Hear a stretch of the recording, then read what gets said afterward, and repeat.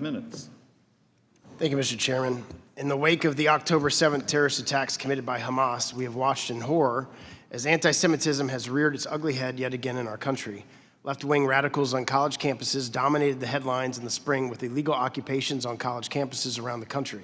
These protests oftentimes turned violent and threatening towards Jewish students.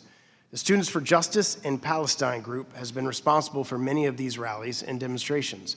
Reports suggest that this network of student groups has previously been financially and materially supported by American Muslims for Palestine, a group with significant ties to Hamas and terrorism abroad. In the wake of the Hamas attacks, Brandeis University stopped recognizing the campus's Students for Justice in Palestine chapter. My home state of Florida's university system ordered colleges to shut down any Students for Justice in Palestine chapters on campuses, based on the National Student for Justice in Palestine support of terrorism. I'll open this up to anybody that wants to answer on the panel. Are you surprised to hear of this group's connection to American Muslims for Palestine or the activity that this group is engaged in on American campuses? Mr. Siegel.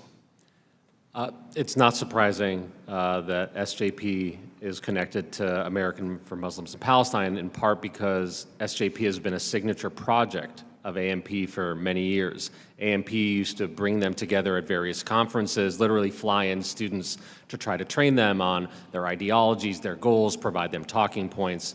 And so very much what we're seeing on college campus with the activities of SJP mirrors much of what AMP has been advocating for ideologically and their activities as well.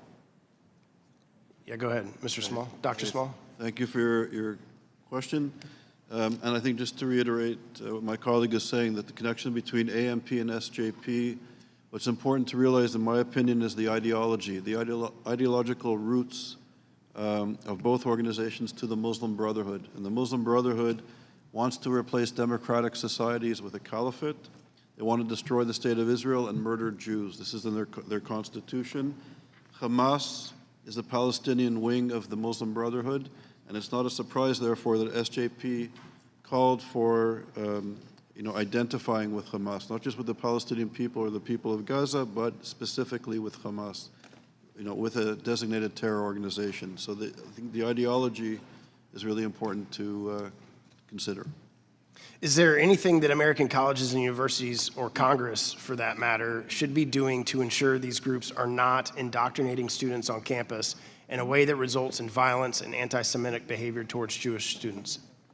So if I may, yes, I think it's essential that universities are transparent. They're 501c3s, they have tax-exempt status, and they should adhere to the law.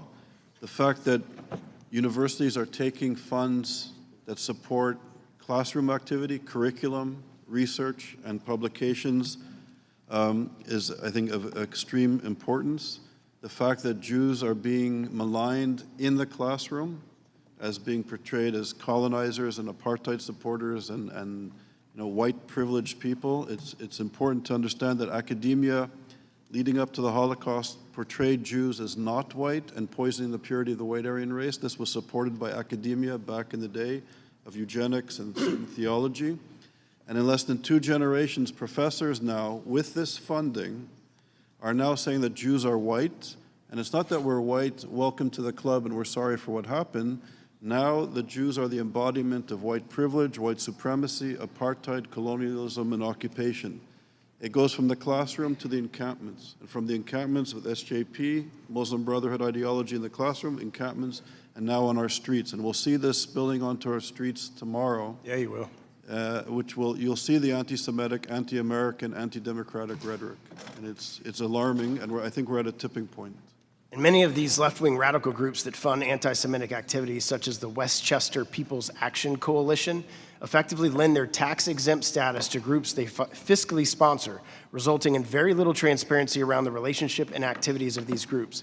For example, while we know that Westpac fiscally sponsors and provides funding to Within Our Lifetime, we have very little knowledge of what that funding is used for and how it fulfills Westpac's tax-exempt purpose, or who the individuals are that are coordinating much of this activity. Mr. Siegel, what do you think about relationships like this generally? Congress should clarify that engaging in anti-Semitism should preclude groups from receiving this 501c3 status. As simple as that. We have it with other types of discrimination, and anti-Semitism needs to be included as part of that. Ms. Burns, you look like you wanted to add something to that. Yes, thank you. I would like to add on to that in that these tax-exempt organizations that are involved in criminal activity, we should empower governmental agencies to actually enforce the regulations that apply to these tax-exempt organizations. Committing criminal activity and even the promotion of civil disobedience are violations of their status, and empowering governmental agencies to actually revoke their status would be very beneficial. Thank you all for being here today. I yield back.